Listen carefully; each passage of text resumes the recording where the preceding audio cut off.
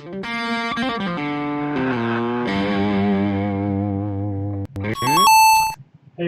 how's everybody doing on a Thursday morning? It's good to see you. Hi, Ashley. Hi, Gita. Hi, Leanne. Etta, good to see you. I guess Kamia's probably already bounced off to her meeting. It's great to see everybody today. How are you doing?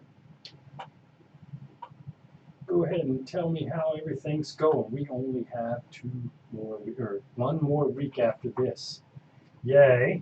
Fantastic. Remember, there is nothing happening next week. You have nothing to do next week, so it's a complete vacation week. However, the week 15 material will be available for those people who want to get an early start. Okay? Right, fantastic. Yeah, I did send an email around a couple of minutes ago. My colleague, Mike Ure, is having a really neat virtual talk. It's an interactive panel discussion regarding ethnicity and ethnic relations. And I think it's a panel of African American males. Mike's a nice person. I've worked with him before. In fact, I used to help him do his live streams. So I hope you visit his meeting today at 12 o'clock. Okay. Yeah, let's see. Am I going to do lives? You know, Leanne, I've decided that I am going to do Monday and Wednesday lectures simply because it sounds like all my colleagues are doing Tuesday and Thursday. So I don't want to cannibalize their classes or have them cannibalize my classes. Chances are the developmental psychology lecture will be 1 to 1:45 Monday and Wednesday. And if you have any friends who are thinking about taking Psychology 150 with me, the Psychology 150 lectures will be Monday and Wednesday at 11 a.m. For my developmental webinar, the webinar is going to be Wednesday night at 8 p.m. So if you're taking a Psych 241 class, lecture will be 1 to 1:45 on Mondays and Wednesdays, and the webinars will be Wednesday nights from 8 to 8:50 p.m. Remember, these are voluntary, so if you can't make them, no big deal. You can watch the recordings and do the discussion boards. Okay? Fantastic. Yes, we are having the webinars for developmental, Ashley. Why wouldn't we have happy hour on Wednesday night for the students? Yeah, this will be a chance where I'll show you some of my cool, interesting websites and videos and other things related to developmental psychology. And hopefully it'll be as interesting as some of the Psych 150 webinars were. It is about to be a whole party. We have a ton of people from this class moving to the developmental psych class. So it's really cool. And you'll see a lot of your friends from this class in my class next semester. So, Jack, get lost. Nobody wants you here. Seriously. It's time for you to leave. Just find another place to be, dude. Nobody wants you around. Okay. Let's see. Quickly talk to you about the final exam. Here we go. I had a couple of students ask about the review for the final exam. If you look in the final exam folder right here, boom, you're going to see all of the cumulative information that I want you to know. So from Chapter 1, you have to know the subfields, and then you have to know the difference between psychoanalytic, behavioral, and the cognitive perspectives. That should be easy for you. Then all the brain functions, brain parts that we've been talking about all semester are listed in Chapter 2. I want you to be familiar with those. And then the brain structures that are related to sleep, the pons, the pineal gland, and the suprachiasmatic nucleus. Chapter 4 is developmental psychology. So I'm just interested in you knowing about Harry Harlow's monkey experiment and Ainsworth's strange situation. Let's see. Chapter 5, there's a picture with all the sensory cortices. I do want you to know where the auditory, where the gustatory, and where the olfactory cortices are. And then again, the brain structures that are responsible for vision. So we've got rods, cones, the optic chiasm, the the superior colliculus. So those brain structures. So you folks probably are catching a theme here. It's all about brain structures. It's all about brain structures. From Chapter 6, Behaviorism, I want you to be able to break down a classical conditioning example, and I want you to be able to identify positive and negative reinforcers, positive and negative punishers. Chapter 7, there's one table that tells you what the focus of the short-term, the sensory, and the long-term memory are. I do want you to know those. For Chapter 8, the IQ test, I want you to know the difference between a test of achievement and a test of aptitude. And then I want you from Chapter 9, I want you to know those basic theories of motivation, optimal arousal, needs theories, homeostatic theories. And then we talked about emotions, and I talked about the amygdala and the frontal lobe creating your emotional experience. There's a figure on page 925. Chapter 10, identify primary and secondary sex characteristics. And with Chapter 12, I just want you to be familiar with the very famous studies described in social psychology. Solomon Asch, Stanley Milgram, and Phil Zimbardo. Any questions about that so far? Any questions?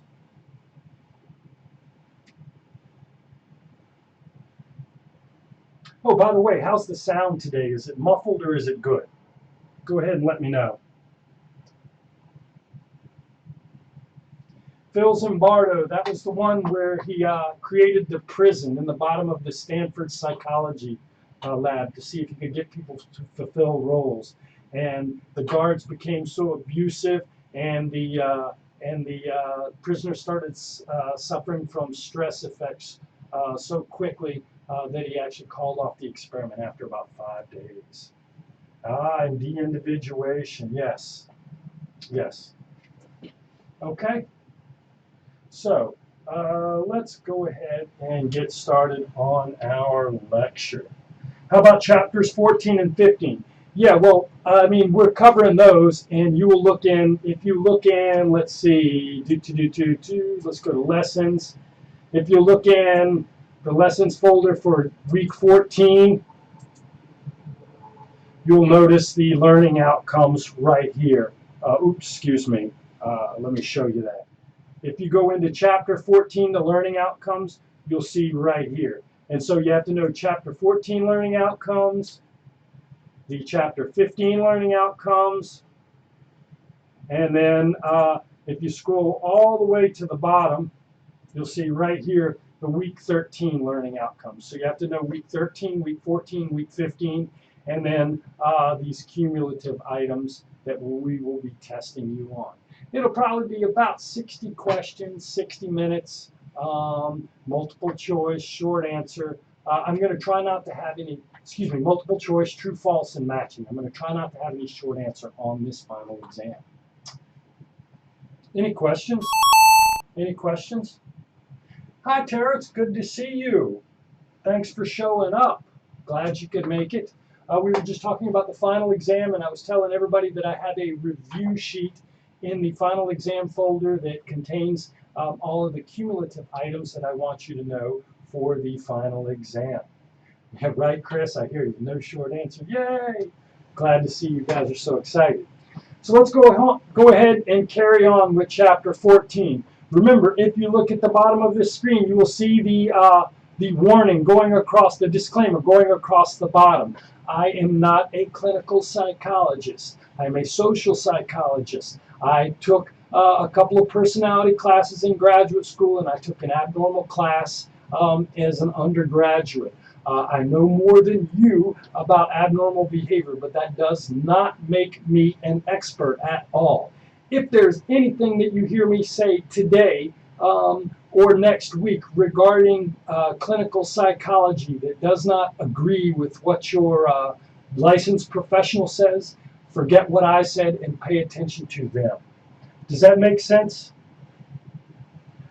Does that make sense? You know, honestly, I didn't find abnormal behavior to be all that interesting, Leanne, but that's just me. It seemed like we were just listing symptoms and incidence rates and describing disorders.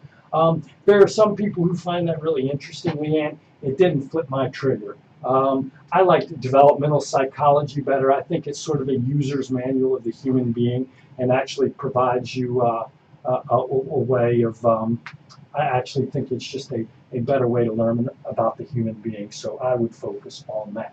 However, I do know lots of students who absolutely love abnormal psych, so if you want to take Psych 281, I highly suggest it, because I think we have a couple of good instructors to teach that.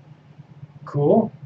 All right, let's see. I'm looking at the questions. Don't seem like we have any questions. So what we're going to do today is we're going to talk a little bit about schizophrenia, a little bit about mood disorders, and a little bit about personality disorders. As I suggested to you on Tuesday, most of you probably already know what depression is. You could pick an example of depression out, or an example of schizophrenia out, or an example of anxiety out. So I'm going to leave all the details, the specific symptoms, and all of that stuff for these disorders. I'm not going to focus so much on them. Instead, what I wanted to focus on was the process of diagnosis that maybe you weren't as familiar with. The idea of incidence rates, prognosis,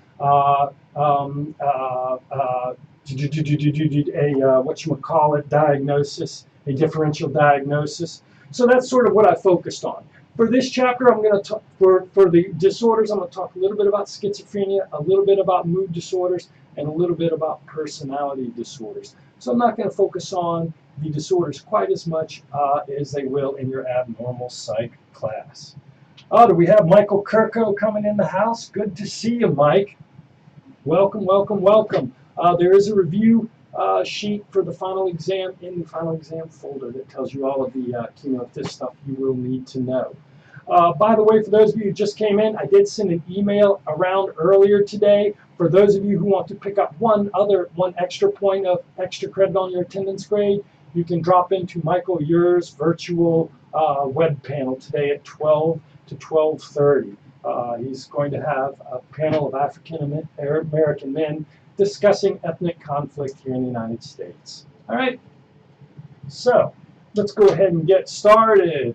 Let's talk a little bit about differential diagnosis. Remember, we suggested to you that just like when you go into a doctor's office and you say, my knee is hurt, your doctor's trying to figure out, well, is it a torn ACL? Is it a torn MCL? Do they have bursitis? Did they crack their kneecap?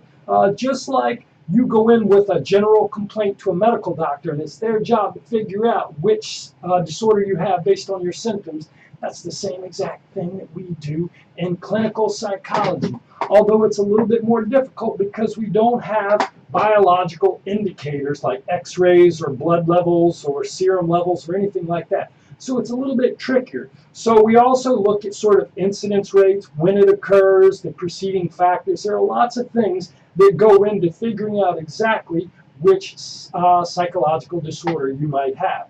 Now, if you would look down there in the bottom corner, all the way down there where it says schizophrenia spectrum and other psychotic disorders. And what I want you to see is that there are 4, 5, 6, 7, 8 different disorders that are similar, have similar psychotic features like schizophrenia. So you've got the schizotypal personality disorder, so you can just have an odd and bizarre personality style with bizarre beliefs. You can have a simple delusion, kind of like we talked about in webinar earlier this week. You can have just a brief psychotic episode that comes and goes. Schizophreniform, schizophrenia, schizoaffective disorder. You know what? You can be taking drugs and they can cause symptoms similar to schizophrenia, psychotic symptoms to occur. So there are lots of different disorders that have sort of these psychotic features. And the idea of the differential diagnosis is to look at how long the person's had it, whether or not they've been taking drugs, male, female, when the disorder comes on. All of these things are used in order to try and figure out exactly what psychological disorder you have. Now, if you remember Gerald that we looked at on Wednesday, why are they all like schizo? You know what? Before I go on, let me answer Leanne's question. Well, that's the thing. They all have features which are similar to schizophrenia. The similar to, but considered essentially different from schizophrenia. So, for example, schizophrenic personality disorder or schizotypal personality disorder is just going to be somebody whose personality, whose overall functioning is characterized by these delusional, irrational beliefs, and they're going to have sort of its schizophrenia as a personality style. Schizoaffective disorder is somebody who's on the way to being schizophrenia, but they don't quite have all of the characteristic qualities, so we give them the schizoaffective disorder. But the schizo tells you that they all represent some sort of disorganized thought. That's a very good question, Ian. Very good question. So your book's going to talk to you about the characteristics that you'll see in full-blown schizophrenia. There are the hallucinations and the delusions. I do want you to know the difference between a hallucination and a delusion. A hallucination is a sensory experience that is not there.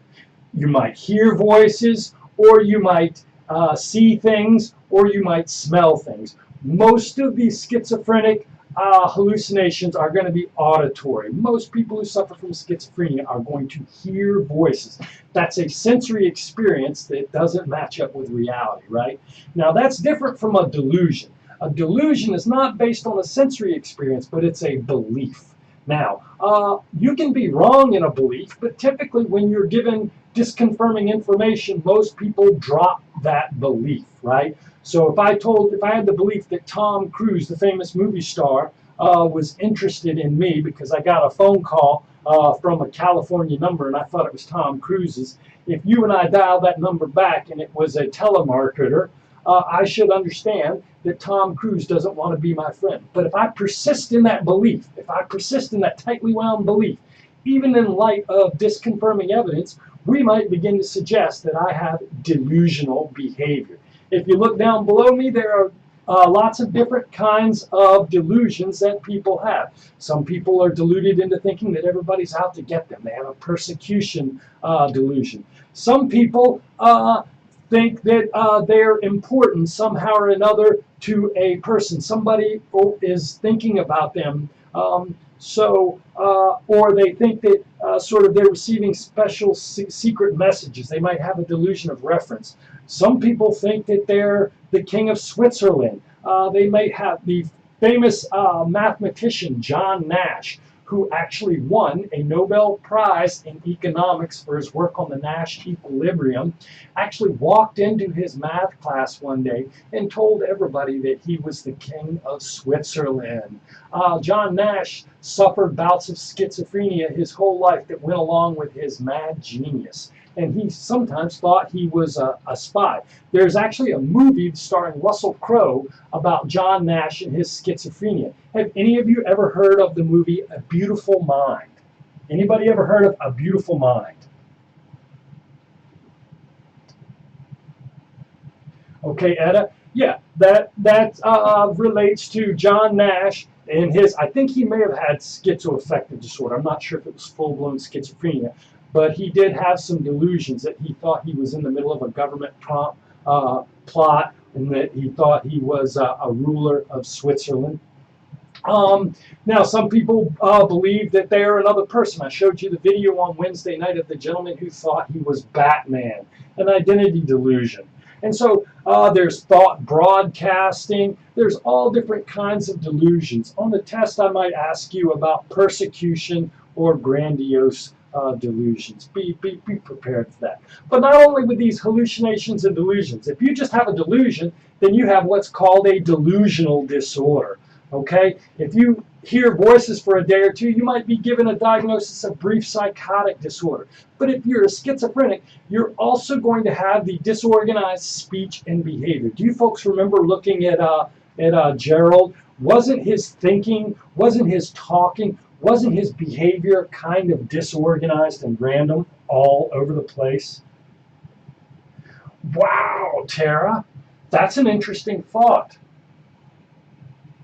I'm not sure. Are you saying that because you've heard of that before? That's a completely realistic. That's a realistic delusion to have. You know, you can have any delusion that's just not grounded in reality that you won't give up. That you won't give up. All right. Oh, okay. Yeah, it's quite possible. You can really be deluded about anything, The categories that I have listed down here just represent sort of the common ones that you'll see. But you can have any kind of unique delusion. What makes it psychotic is when you receive disconfirming evidence and you still won't give it up, right? So not only are you going to see this disorganization along with these hallucinations, but with the schizophrenic, you're either going to see the flattened or the inappropriate emotion. I think on Tuesday night I showed the picture of the fellow with catatonic schizophrenia. And his schizophrenia was characterized by literally no emotion. He was almost like a robot when he was talking. Or you got Gerald, who was all over the place screaming and yelling at his mom and losing control. He was very, very inappropriately emotional. So to have a diagnosis of schizophrenia, you're going to have sort of all of these symptoms. You're going to have these symptoms without being subjected to some sort of substance or medical thing that might cause that disorder. Okay? And so this is how we would come up with the differential diagnosis. Okay? So a little bit, as I told you, in each chapter, under each disorder, not only are they going to tell you about the features, the list of symptoms, if you will, but they're also going to sort of talk to you about the potential causes of that. From a theoretical standpoint, that's going to be interesting to the doctor who is treating it. So they'll have like a little description of what causes it, which maybe gives you an idea of how to treat it. And then they're also going to give you the incidence rates, because one of the things that's going to help in the diagnosis process is finding out when the disorder occurs, because disorders can differentiate themselves by when they appear, how they appear, and the process by which they appear. Okay? So, for example, we do know from genetic studies that there is a huge genetic component to schizophrenia. If you look down at the graph below me, this is a graph from a behavioral genetics study that shows that there is a genetic component to schizophrenia. The normal incidence rate of schizophrenia is 1%. So if you have schizophrenia, and I pick another person at random, the chances of that other person having schizophrenia is 1%. So 1 in 100 people that I will pick to compare you with will have schizophrenia. On the other hand, if your identical twin has schizophrenia, you are almost 50% likely to have schizophrenia as well. I was talking to one of you earlier about schizophrenia in the family, and we were talking about whether or not it transfers down from parent to child. And if you have one parent with schizophrenia, you're about 15 to 20% likely to develop schizophrenia yourself. Schizophrenia is more common in men than in women, and it tends to occur earlier in men than in women, late teens for men, whereas the females, it will occur in the mid-20s. Now, we'll talk about gender differences in psychological disorders. A lot of psychological disorders do show gender differences. It turns out, and a good general rule is, psychological disorders can be thought of as being internalizing or externalizing. So, if you notice Gerald, his problem sort of came out. Everybody could see him manifesting his problem. He was externalizing his disorder, right? And so you notice how it came out, and it was very, very easy for everybody to see. Males are going to be more likely to have externalizing disorders like schizophrenia or conduct disorder or acting out kinds of disorders. Females, on the other hand, are more likely to have internalizing disorders.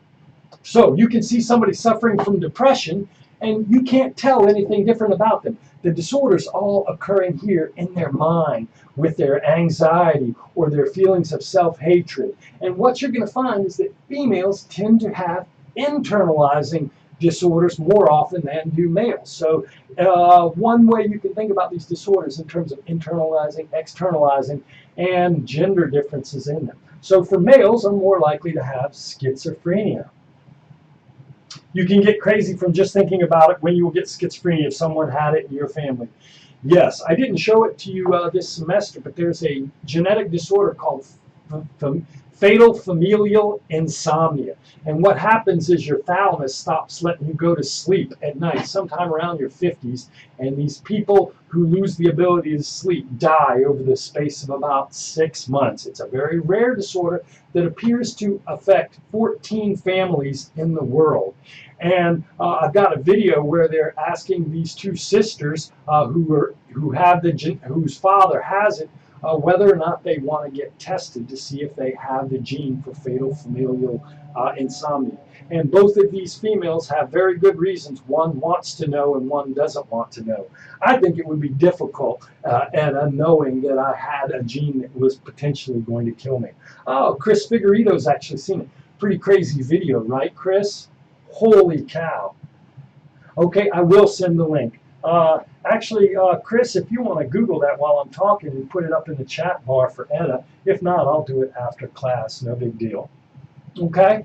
So, now, other than genes, we do know that drugs that decrease dopamine functioning tend to decrease the hallucinations and delusions that people have.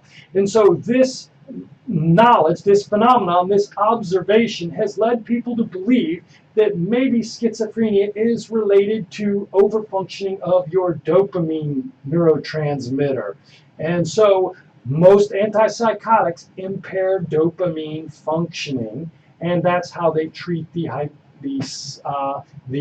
symptoms. Now, honestly, where in the brain exactly? What is this mechanism? I don't think we really know about the details for what we might call the dopamine hypothesis.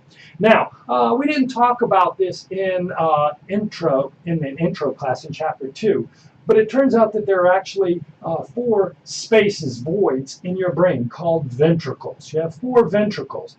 And it turns out that these 2 front ventricles right here, brain MRI studies show that people with schizophrenia tend to have enlarged ventricles, holes in the middle of their brain. And what we believe is that this decreases the cortex around this represents a decrease in the cortex around those ventricles. And so we believe that there may be some sort of biological process related to the size of brain, the temporal lobes, that's related to schizophrenia.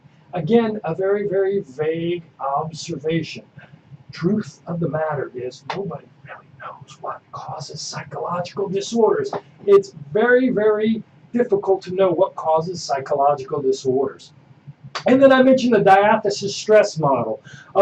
The idea is that people have if people are born with schizophrenia, it has such a strong genetic component. Why does it take till 18 or 22 to appear? And the belief is that you have this genetic predisposition, and what happens is people start to deal with stressful events. You know how life gets stressful when you're a teenager or a young adult. You start to meet all those stresses of life.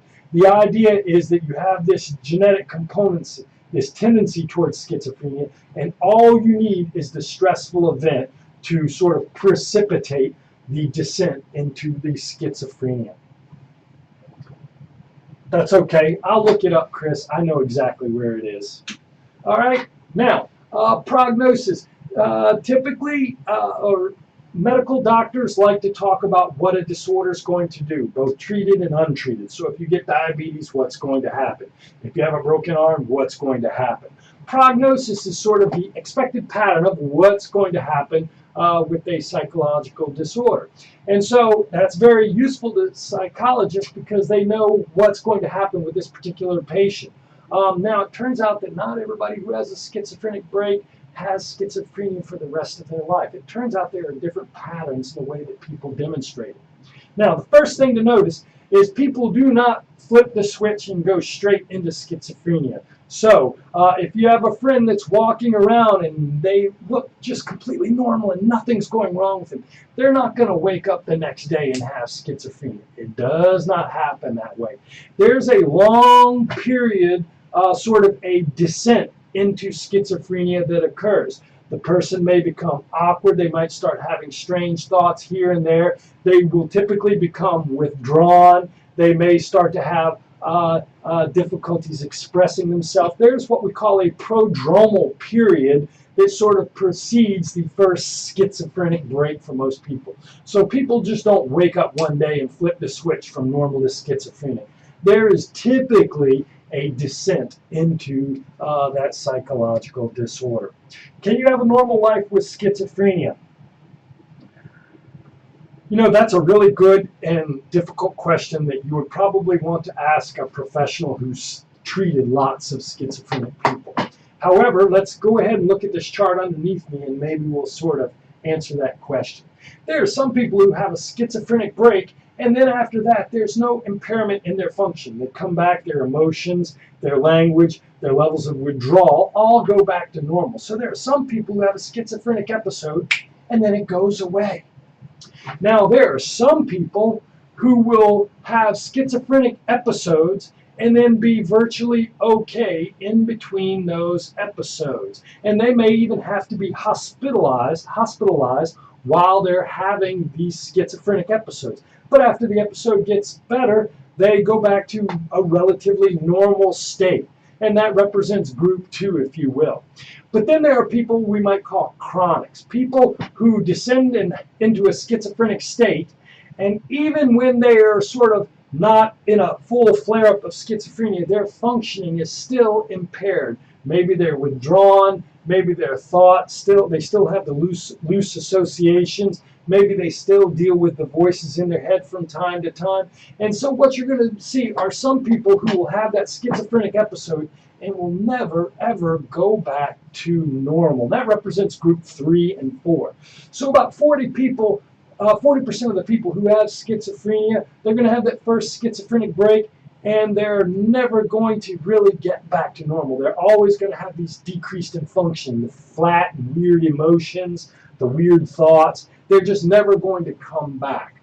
On the other hand, there are some people who have just one schizophrenic episode, or maybe even have schizophrenic episodes from time to time and come back to, if you will, normal, right? So there are different patterns for schizophrenia. So I guess the question would be, yeah, there are some people for whom the medicine works, who can achieve a relatively normal state of functioning in between schizophrenic episodes. How does that sound? Etta? Exactly right. You're right. I hate to use the word normal as if you're perfect and don't have any other problem. We all have some sort of issues that we deal with on a daily basis. I would agree with that. I would agree with that. I would agree with that. Okay? Cool. So let's talk a little bit about depressive disorders. Now, again, with a diagnostic tool. If you'll notice on the side, there are 9 symptoms of depression. You will have been diagnosed as having a major depressive episode if you have 5 of these symptoms for at least 2 weeks. If you have, you've had a major depressive episode. All right? And these include being in a sad mood, loss of interest in pleasurable activities, difficulty sleeping, excessive weight gain or weight loss, difficulty concentrating, feelings of guilt and worthlessness, apathy, loss of energy, and suicidal thoughts. Any one of the 5 of these symptoms together for 2 weeks, and you will have been diagnosed as having a major depressive episode. But you know what? There are some people who have what we call PDD, persistent depressive disorder. They won't have as many of these symptoms, but they will have them for a longer period of time. And if you look at the chart below me, it kind of sort of graphically represents what I'm talking about. So I think if you have 3 of these symptoms for a space of, I think it's 6 months. I think it's 6 months for 3 of these episodes. So fewer symptoms, but for a longer period of time, your doctor won't give you a major depression diagnosis. They will instead diagnose you as having PDD. All right, does that make sense? Okay, now, depression is typically called the common cold of psychological disorders because it is incredibly frequent. 7% of us are going to have a major depressive episode at least once in our life. And remember, I suggested to you that this is an internalizing disorder, so it's going to be more common in females than in males. And again, although we do not know the chemical physiology in as detailed a fashion as we would like, we know that when you give drugs that amplify the serotonin in a person's head, their mood tends to elevate. So we believe that depression might be related to low levels of serotonin. Any questions? Any questions? Now, mood regulation. So you can think of depression as a mood regulation process. You can't get your mood up into a positive level. You have this persistently low, naggingly low, and disturbingly low level of positivity in your life. You're depressed. Now, bipolar, some people can't control their emotions because their emotions vacillate between really, really low depression and these really, really expansive, energetic moods we'll call mania. So a manic episode is a persistent abnormally elevated mood, grandiose ideas, hyperactivity, racing thoughts, diminished need for sleep, and what I like to call an expanded sense of self. I don't know if you remember that video from webinar this week, but we were talking about the guy who was in a manic episode and was picked up by the police because he was causing a disturbance 4 in the morning practicing for the Olympic basketball team because his mania led him to believe that he was a great basketball player and he just needed to practice a little bit. So this sort of drove him to do something that caught the attention of the police. He had a manic episode. And a depressive episode is going to be an episode where you have the characteristic symptoms associated with depression. Now, bipolar disorder occurs in 4% of the population, typically begins earlier in late adolescence. There are 2 kinds of bipolar disorder. Bipolar 1 is when you have the mania as the dominant feature, okay? And bipolar 2 is when you have depression as the major feature. Now, why does this matter, Chris, you ask? Well, there is a mood stabilizing drug called lithium that people take that sort of evens out the mood swings. But if you have type 1 and your bipolar is characterized by periods of mania, and you remember the basketball player, he seemed a little bit psychotic. What they do for bipolar 1 is you get the bipolar mood stabilizer, and they give you an antipsychotic to go with it, okay? If you have bipolar 2 and your major feature is depression, they give you the mood stabilizer, and then they give you the antidepressant medication. So do you see how it depends upon what the diagnosis is as to how they treat that particular disorder? Wow. Tara asks a great question about the gender differences or sex differences in psychological disorders. Could it be solely related to testosterone levels? It's probably going to be more complicated than that, Tara. And again, after reading the disclaimer below, I'm just going to tell you that we really don't know an awful lot about what causes psychological disorders. It's such a complex thing. It includes biology, personality styles, and environmental forces. And all of these things come together to create behaviors in people which are non-adaptive.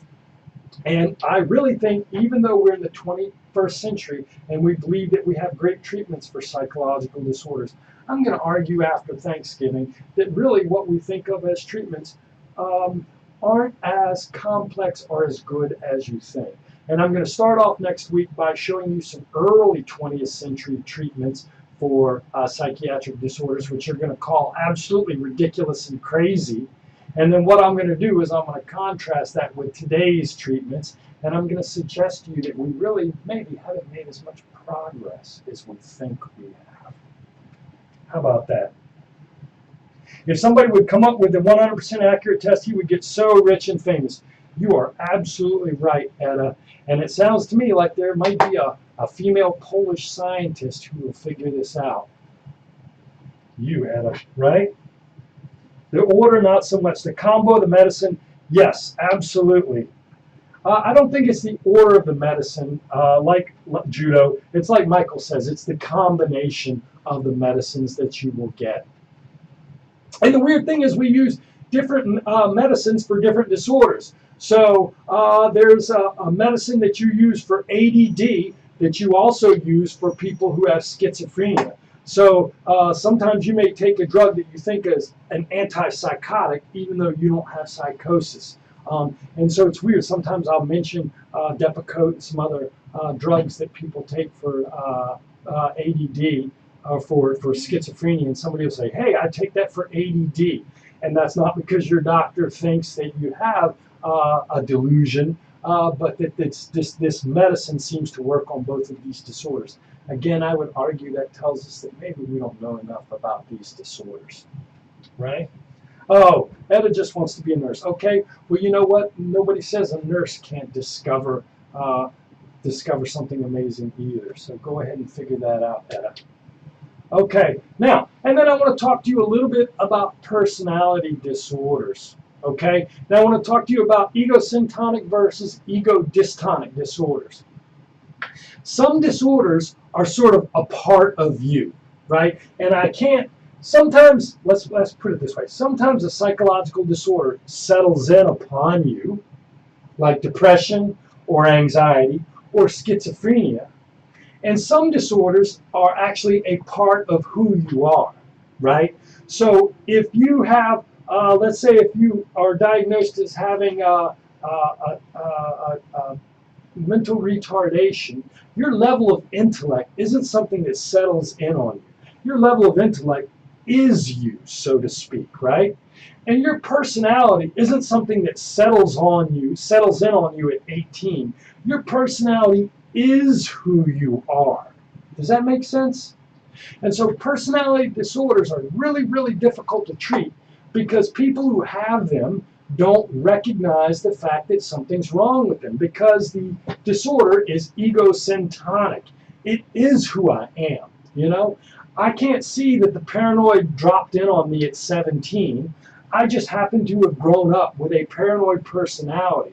So if you say, Chris, you have a personality disorder, I'm likely to say, no, doctor, it's just you can't trust anybody because people are like that, right? Do you see the difference? Exactly, sort of being born with it. It's such an ingrained part of who you are that it's hard to see, Leanne. That's really good. And yes, I will comment on the airplane. It was created by a couple of guys in their garage, right? Bike mechanics. Good point, Chris. Touche to you. So, a personality. What is a personality disorder? You know what? Here's the deal. Everybody's paranoid sometimes. Everybody's antisocial sometimes. Everybody blows up at a friend sometimes. Everybody is shy sometimes. Everybody can be a little self-focused sometimes. We all have these different qualities, and in your worst day, you may be paranoid or emotional or antisocial. But a personality disorder is a rigid personality style, so it seems to go across everything, if you will, and it's an extreme personality style, and it disrupts your normal function.